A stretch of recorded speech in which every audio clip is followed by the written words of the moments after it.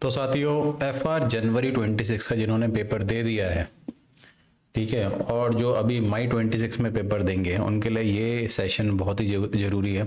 पूरा का पूरा FR का पेपर आपके साथ डिस्कस करूंगा, ठीक है, इन डेप्थ, और ये बताऊंगा कौन सा क्वेश्चन कहाँ से आ रहा है। ठीक है, सबसे पहले MCQ पार्ट डिस्कस करते हैं। तो साथियों केस सिनेरियो 1 जो मेरे पास अवेलेबल है पूरा का पूरा फाइनेंशियल इंस्ट्रूमेंट से है, ठीक है, 6 नंबर के फ्री के नंबर है। देखते हैं इसमें है क्या। तो यहाँ पे एक 2 ईयर का मैंडेटरी कन्वर्टेबल बॉन्ड है, ठीक है, जहां भी कन्वर्टेबल बॉन्ड दिख जाए मतलब यहाँ पे कंपाउंड फाइनेंशियल इंस्ट्रूमेंट का तड़का है। तो साथियों 20 लाख रुपीस जो है वो आपका प्रोसीड है, इसमें कोई ट्रांजैक्शन कॉस्ट नहीं है, इंटरेस्ट दे दिया 1 लाख रुपीस है, ठीक है। अब यहाँ पे लिखा हुआ है बॉन्ड जो है वो कन्वर्ट हो जाएगा आपका 10,000 का, ये इन्फॉर्मेशन काम की नहीं है। तो साथियों इससे रिलेटेड जो है हमारे पास क्वेश्चन नंबर 1 है। केस सिनेरियो 1 को डील करने का तरीका है, केस सिनेरियो को डील करने का तरीका ये है, सबसे पहले साथियों पहला कोई पार्ट रहेगा उससे रिलेटेड कोई नीचे क्वेश्चन दे रखा होगा। तो साथियों ये रहा वो क्वेश्चन आपका। तो साथियों यहाँ पे ध्यान से देखो, मैंने आपको यहाँ पे क्वेश्चन को देखते ही बता दिया कि यहाँ पे कंपाउंड फाइनेंशियल इंस्ट्रूमेंट है ये, ठीक है। जिसके बेसिक कंसेप्ट क्लियर है साथियों वो आराम से टैकल कर लेगा इसको। अब कमाल की बात है इस क्वेश्चन में ना, जो मार्केट रेट है वो आपको क्वेश्चन के नीचे दे रखा है, केस सिनेरियो में नहीं दे रखा है। ये कितना है 9% पर एनम। तो साथियों आपका प्रोसीड कितना था सर? प्रोसीड था हमारा 20 लाख। इसमें फाइनेंशियल लायबिलिटी कितना है सर? कैश फ्लो को डिस्काउंट कर लो मार्केट रेट यानी 9% से। तो साथियों यहाँ पे हमारा जो कैश फ्लो होगा वो क्या होगा सर? वो केवल एक मिनट, वो क्या होगा? केवल और केवल इंटरेस्ट होगा, ठीक है। क्योंकि ये मैंडेटरी कन्वर्टेबल है तो साथियों सारा का सारा जो अमाउंट है वो शेयर में कन्वर्ट हो जाएगा। तो जो 1 लाख रुपीस आपको पे करने हैं, ये देखो जो 1 लाख रुपीस पे करने हैं, ठीक है, इसमें 2 साल का एन्युटी फैक्टर लगाओगे 9% के रेट से जो कि आ रहा है 1.759। कैलकुलेटर उठाओगे साथियों, सॉल्व करना है आपको। तो साथियों इसको सॉल्व करोगे आप तो ये आएगा 1.759, ये आपकी फाइनेंशियल लायबिलिटी है। तो इक्विटी कंपोनेंट कितना हो गया? प्रोसीड में से आप फाइनेंशियल लायबिलिटी माइनस कर दोगे, इक्विटी पता लग जाएगा। क्वेश्चन में पूछा क्या है आपसे? केवल इक्विटी कंपोनेंट पूछा है, तो वो है आपका 18,24,090, ठीक है साथियों। सेकंड क्वेश्चन में देखते हैं। सेकंड क्वेश्चन साथियों ऑप्शनली कन्वर्टेबल डिवेंचर है, ठीक है, यानी यहाँ पे जो बोरोवर है उसके लिए ये भी क्या है? एक फाइनेंशियल लायबिलिटी, प्लस जो इस पे इसे 9% के रेट से इंटरेस्ट देना है वो भी क्या है? Financial liability. अब कन्वर्टेबल है तो ये कंपाउंड फाइनेंशियल इंस्ट्रूमेंट है, तो वही हमें बाइफरकेट करना होगा, फाइनेंशियल लायबिलिटी कितना है, इक्विटी कितना है। तो साथियों देखो यहाँ पे एक काम करते हैं, ये लाख वाले फिगर है ना, तो हम इसे लाख में ही सॉल्व करेंगे। 400 लाख, ठीक है। तो साथियों 400 लाख आपको कब रीपे करना है? 5 साल बाद, ठीक है। तो 5 साल का आप डिस्काउंट फैक्टर निकाल लोगे, आपको जो इंटरेस्ट रेट दे रखा है मार्केट रेट वो 12%। तो इसे आप निकालोगे 1 डिवाइड बाई 1.12, ठीक है। 5 बार आप इक्वल दबाओगे तो आपका आ जाएगा डिस्काउंटिंग फैक्टर। अब आपको इस पे इंटरेस्ट भी पे करना है सर, कितना पे करना है? 9% है, तो 400 पे 9% कितना हो गया साथियों? आपका 36। इस पे आपको एन्युटी फैक्टर लगाना है, ठीक है, तो 3.60 आ गया, इजीली निकाल लोगे आप। तो साथियों सॉल्व करोगे, ये आपका आ गया फाइनेंशियल लायबिलिटी। टोटल प्रोसीड यानी 400 में से माइनस कर दोगे तो ये आ गया आपका इक्विटी। क्वेश्चन में पूछ क्या रहा है आपसे, देखते हैं। ये आपसे फाइनेंस कॉस्ट पूछ रहा है, लेकिन साथियों ध्यान से देखना कब की पूछ रहा है? 31 मार्च 2025, ओके। और आपने इशू कब करा है? 1 अक्टूबर 2024। तो 1 अक्टूबर से 31 मार्च में 6 महीने होते हैं, तो 6 महीने का आपको फाइनेंस कॉस्ट निकालना है। तो आप क्या करोगे साथियों? फाइनेंस कॉस्ट आप इस पे निकालोगे जो आपकी फाइनेंशियल लायबिलिटी है, तो इस पे आप मल्टीप्लाई करोगे 12%, लेकिन ध्यान रखना 6 महीने के लिए। तो साथियों अगर वो मैं निकालूंगा तो ये हमारा आएगा 21.4। यहाँ पे स्टूडेंट्स ने मिस्टेक क्या करी है, उन्होंने 6 महीने के बजाय पूरे 12 महीने का ले लिया और ये 12 महीने का भी आंसर दे रखा है। तो साथियों जो आपका आंसर निकल रहा होता है गलत भी, वो भी ऑप्शन में होता है, इस बात का ध्यान रखना है आपको। उसके बाद थर्ड जो पॉइंट है आपका, देख रहे हो केस सिनेरियो सॉल्व करने की टेक्निक भी आपको समझनी है, जिनका फर्दर अभी अटेम्प्ट है कि भैया मैं एक पार्ट पढ़ रहा हूँ सीधा, नीचे इसका क्वेश्चन देखना है और सॉल्व करना है। ऐसा नहीं कि कुछ बच्चे क्या कर रहे हैं, पूरा का पूरा केस सिनेरियो पढ़ ले रहे हैं। भैया कोई कहानी नहीं है इंग्लिश के एग्जाम की तरह कि पहले पूरा पढ़ लो और फिर नीचे कहानियां ढूंढो, वो सब नहीं है यहाँ पे। उसके बाद ये 2 लाख रुपीस के इसने क्या इशू करे हैं, लोन बॉन्ड। अब साथियों सबसे पहले आपको बताना है क्या यहाँ पे कोई कन्वर्टेबल फीचर है, नहीं है।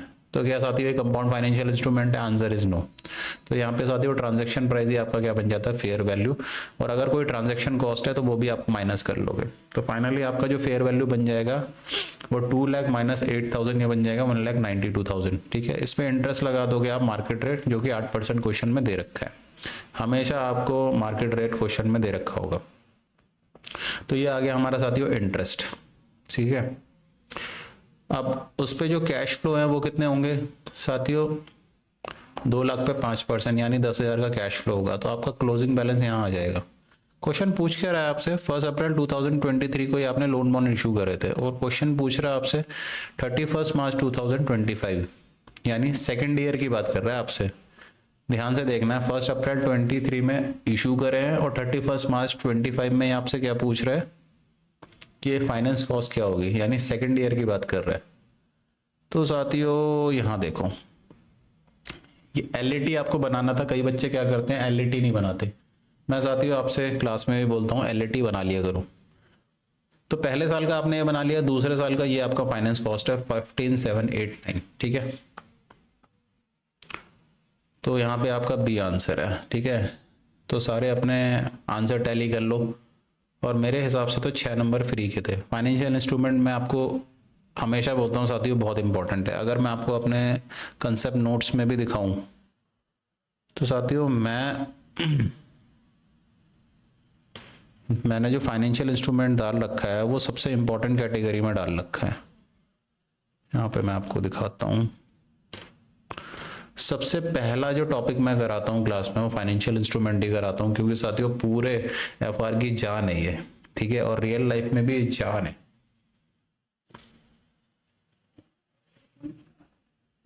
चलो आगे देखते हैं अपने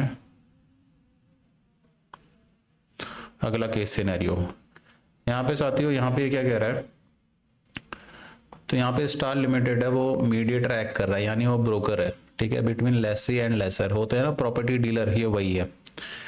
ठीक है, तो यहाँ पे क्या हो रहा है कि as per the lease agreement rent will be paid by lessee to star limited, यानी जो किराएदार है वो सीधा ब्रोकर को किराया देगा, और फिर जो ब्रोकर होगा वो किसको देगा, मालिक को किराया देगा।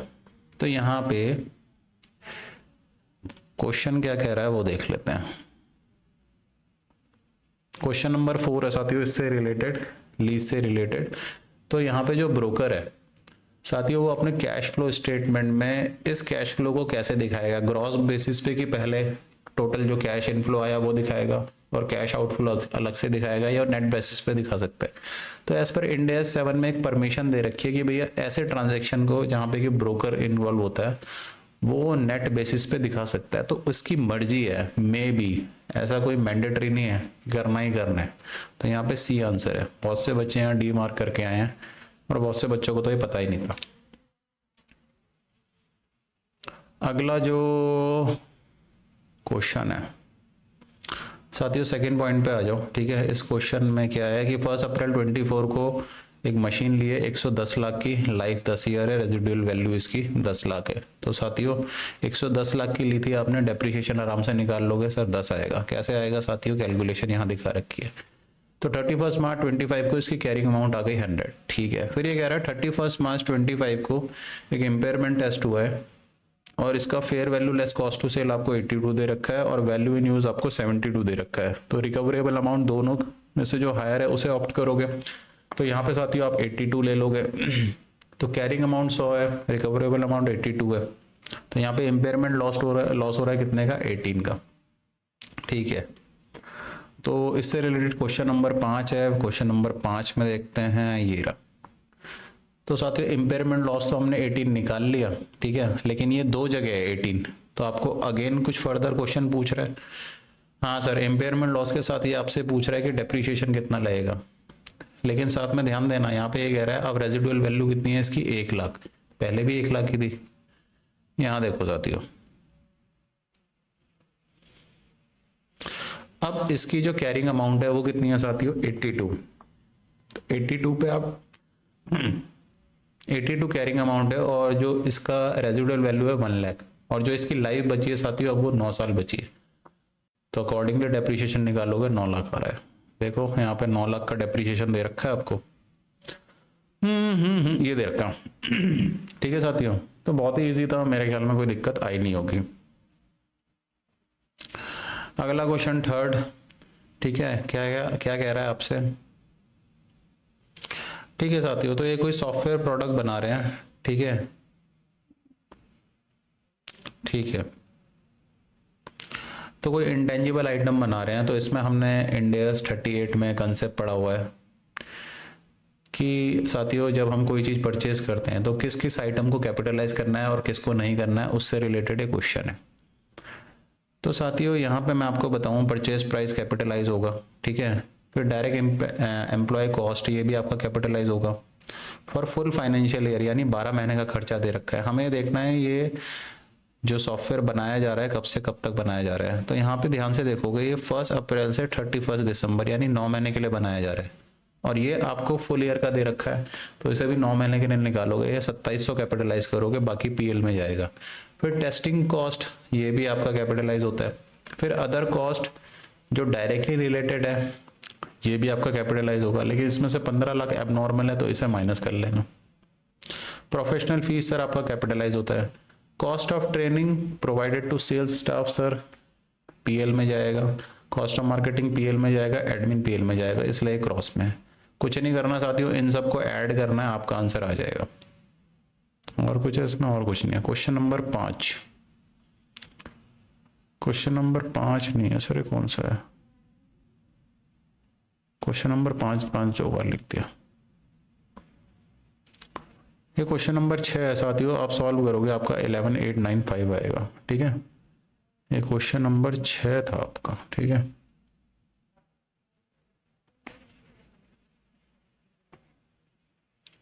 इसके बाद जो अगला क्वेश्चन है आपका साथियों ये रहा। तो ये क्वेश्चन आपका इंडेस 37 से रिलेटेड है, जिसमें कि आपको ये बताया जाता है कि प्रोविजन कैसे बनाया जाता है। तो साथियों प्रोविजन बनाने के 2 मेथड, प्रोविजन मेजर करने के 2 मेथड होते हैं, ठीक है, एक एक्सपेक्टेड वैल्यू मेथड और एक मोस्ट लाइकली मेथड। दिखा दूं मैं आपको, दिखा दो सर, चलो दिखा देता हूं आपको। देखो इंडेस 37 में अगर मैं चले जाऊं, ये रहा साथियों 287 पेज में,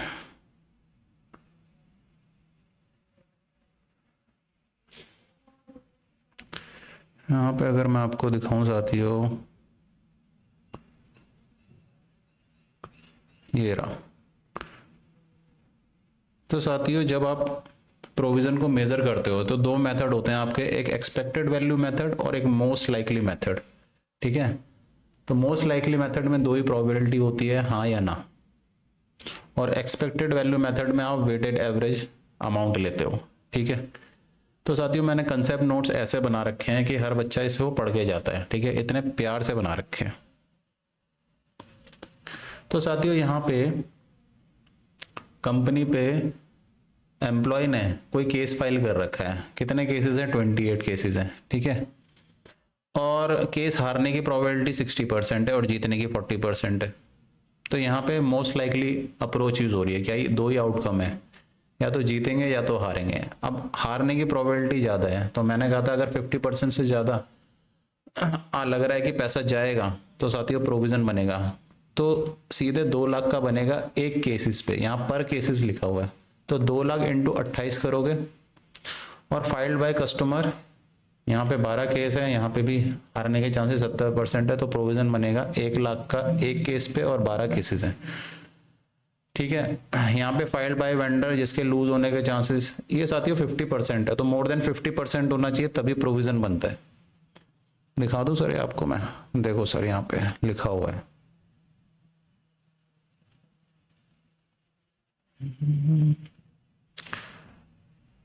अगर प्रोविजन जब भी बढ़ता है जब मोर देन 50% चांस होते हैं आउटफ्लो के, ठीक है, और यहाँ पे एग्जैक्टली कितना था, 50% था साथियों, इसलिए नहीं बनेगा यहाँ पे। एग्जैक्टली 50% है तो नहीं बनेगा, तो इस पे नहीं बनेगा, और इसमें जीतना का है तो यहाँ प्रोविजन बनाने की जरूरत नहीं है। तो क्वेश्चन नंबर 7 इससे रिलेटेड है साथियों, 68 आंसर है, इजीली हो जाएगा। तो मैं आपसे कह रहा हूँ साथियों, एफआर को बच्चे क्या समझते हैं कि क्वेश्चन आंसर सॉल्व करते रहते हैं, बस कंसेप्ट की तरफ देखते भी नहीं है। ठीक है, तो कंसेप्ट देखना भी उतना ही इंपॉर्टेंट है, आप देख रहे हो, जितना कि आपका क्वेश्चन आंसर सॉल्विंग है। तो आपको कंसेप्ट में भी टाइम देना है, और अच्छी बात यह है जितना आप क्यूए सॉल्विंग में टाइम दे रहे हो ना, कंसेप्ट को समझने में, इंप्लीमेंट करने में हार्डली उसका 10% ही टाइम लगता है। वहां अगर 10 घंटे दे रहे हो तो यहाँ 1 घंटे देना है। चलो ज्ञानबाजी बहुत हो गई सर, केस सिनेरियो 3 पे आ जाओ। सर केस सिनेरियो 3 किससे रिलेटेड है सर, देखते हैं। तो यहाँ पे क्वेश्चन क्या कह रहा है कि इसकी जो शेयर कैपिटल है साथियों 1 लाख रुपीस की है, ठीक है, 10,000 शेयर है, ठीक है। उसके बाद ये क्या कह रहा है कि 3600 इसके पास कंपलसरी कन्वर्टेबल डिवेंचर भी है, ठीक है, और कंपलसरी कन्वर्टेबल है तो सर कुछ टाइम बाद ये शेयर में भी कन्वर्ट होंगे। तो ये कंपनी 1 शेयर दे रही है 6 डिवेंचर के बदले।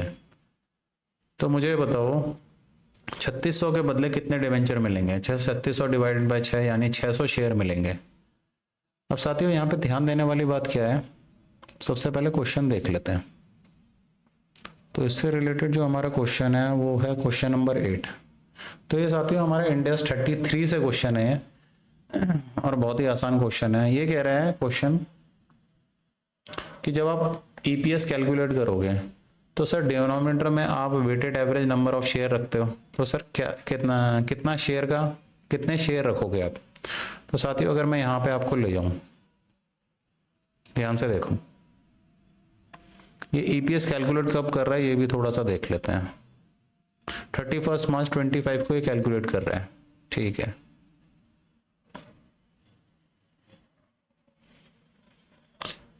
साथियों आपने जो ईपीएस इशू करे थे,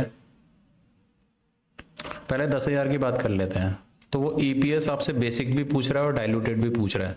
तो बेसिक में तो आप 10,000 ही रखोगे, लेकिन डाइल्यूटेड में आप पोटेंशियल इक्विटी शेयर को भी कंसिडर करोगे, जो कि यहाँ पे 3600 कन्वर्टेबल डिबेंचर है। तो साथियों नंबर ऑफ शेयर में हमने कन्वर्ट कर लिया 600, लेकिन यहाँ पे बच्चों ने गलती क्या करी है, यहाँ पे टाइम पीरियड, टाइम एडजस्टमेंट नहीं करी है। यहाँ पे 1 जून 24 को ये डिबेंचर इशू हुए थे, तो 1 जून से 31 मार्च अगर आप सर कंसिडर करोगे तो आपके 7 महीने तो 24 के चले गए और 3 महीने आपके 25 के चले गए, टोटल 10 महीने। तो 600 इंटू 10/12 करोगे तो ये आपका आ रहा है 500। तो 10,500 आपका डाइल्यूटेड ईपीएस में डिनोमिनेटर में फॉर्मूले में लगेगा। तो इतना कोई रॉकेट साइंस नहीं था, हाँ, लेकिन आपका प्रेजेंटेशन लेवल और माइंड आपका रिलैक्स होना बहुत जरूरी है ड्यूरिंग एग्जाम, जो जनरली नहीं रहता क्योंकि बच्चों की प्रैक्टिस नहीं होती, इसलिए नहीं रहता साथी। एमसीक्यू तो कोई भी प्रैक्टिस करके नहीं जाता, इसलिए साथियों मैं तो अपनी रेगुलर क्लास में एमसीक्यू जैसे ही चैप्टर खत्म हुआ साथ में एमसीक्यू भी साथ ही करा देता हूँ। सेकंड पॉइंट में अगर आप आ जाओ साथियों, यहाँ पे क्या कह रहे हैं कि जो एच लिमिटेड है उसने 40% एक्वायर कर लिया, ठीक है। तो साथियों यहाँ पे सिग्निफिकेंट इन्फ्लुएंस आ गया, एसोसिएट का क्वेश्चन है आपका। तो यहाँ पे आपका कौन सा इंडेक्स लगेगा सर? इंडेक्स 28 का क्वेश्चन है ये। इंडेक्स 28 करके जाते हैं कोई? सर कोई भी नहीं करके जाता, इंडेक्स 110 में ही सबकी हवा निकल जाती है। तो 1,95,000 में इन्होंने ये 40% एक्वायर कर लिया।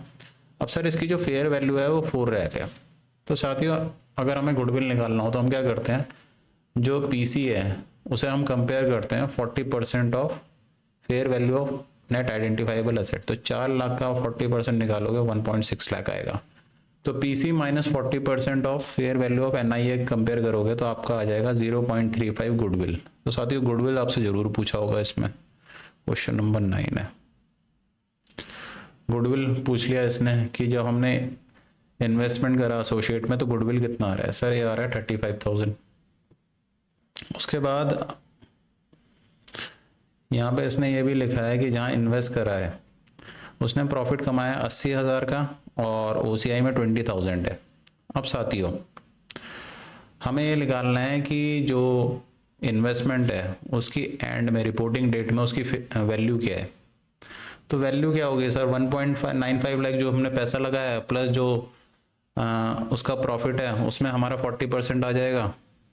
तो साथियों जब हम प्रॉफिट कंसीडर करेंगे तो डायरेक्ट 80,000 मत करना, क्योंकि यहाँ पे फेयर वैल्यू और इसकी जो कैरिंग अमाउंट है असेट की उसमें कुछ डिफरेंस है 1 लाख का, तो इसका हमें डेप्रिसिएशन कंसीडर करना है।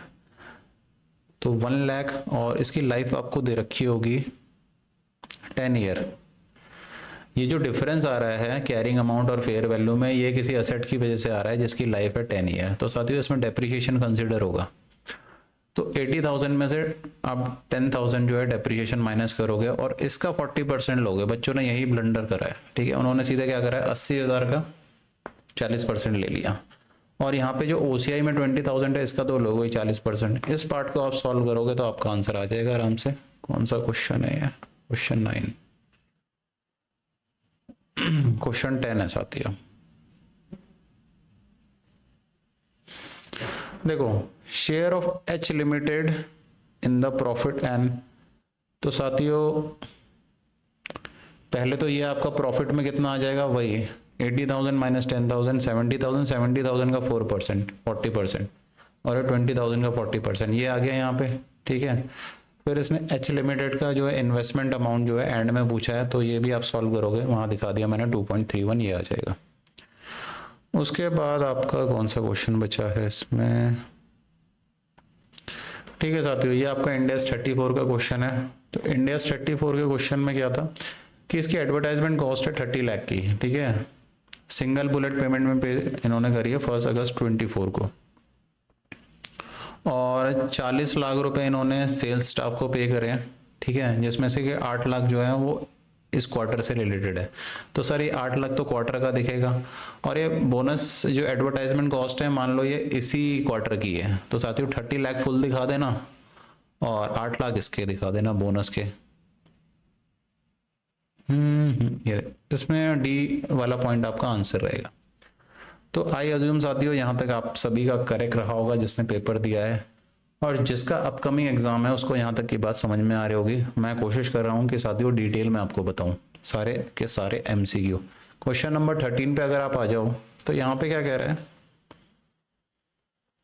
ये साथियों इंडेस 115 का क्वेश्चन है जो कि आपसे ये कहता है कि जब आप किसी से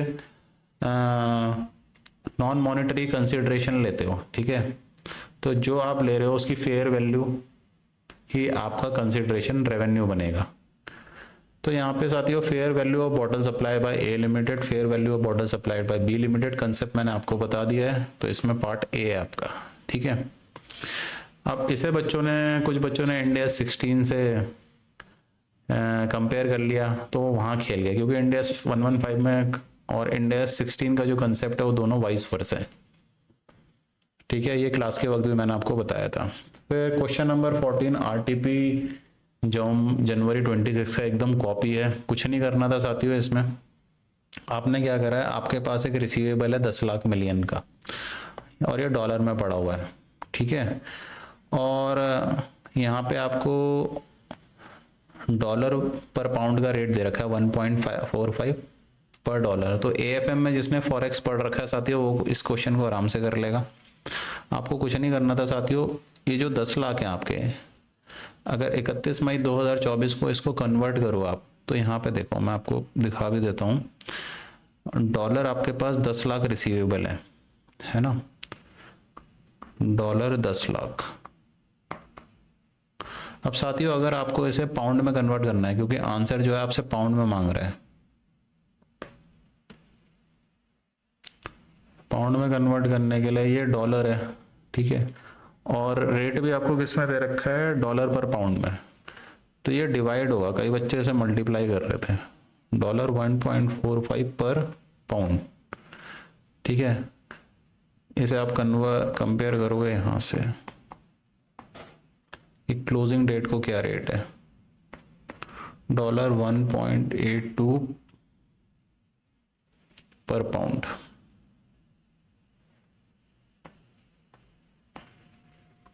ठीक है साथियों, आप इसे कंपेयर करोगे तो साथियों आपका क्या आ जाएगा, फॉरेन एक्सचेंज लॉस आ रहा है 140,204 का। बहुत ही आसान है साथियों, कोई इसमें रॉकेट साइंस था नहीं। उसके बाद ये आपका कोड ऑफ एथिक्स का क्वेश्चन है साथियों। ठीक है, कोड ऑफ एथिक्स तो मेरे ख्याल में बच्चे पढ़ के जाते नहीं है, इसका सी आंसर है। तो साथियों ये एमसीक्यू का आपका सॉल्यूशन था। कोशिश करी मैंने आपको सोर्स बता दूं, डिटेल बता दूं। उसके बाद जो इसका डिस्क्रिप्टिव पार्ट है वो मैं आपको सेपरेटली दूंगा। ठीक है, तो मेरी आपसे रिक्वेस्ट है, आपको एडवाइस है कि एमसीक्यू प्रैक्टिस करके जाया करो। बहुत से बच्चे बोलते हैं और टीचर भी ये बोलते हैं कि भाई जिसने क्यूए कर लिया उसके एमसीक्यू ऑटोमेटिक हो गया। ऐसा नहीं है भाई, एमसीक्यू कर लो, यहाँ पे 30 में से कोशिश करो कि 25-26 नंबर आराम से लेके आओ। ठीक है, तो ऑटोमेटिकली आपकी एग्जाम्शन आ जाएगी। मिलते हैं साथियों नेक्स्ट सेशन में। Good day, good luck.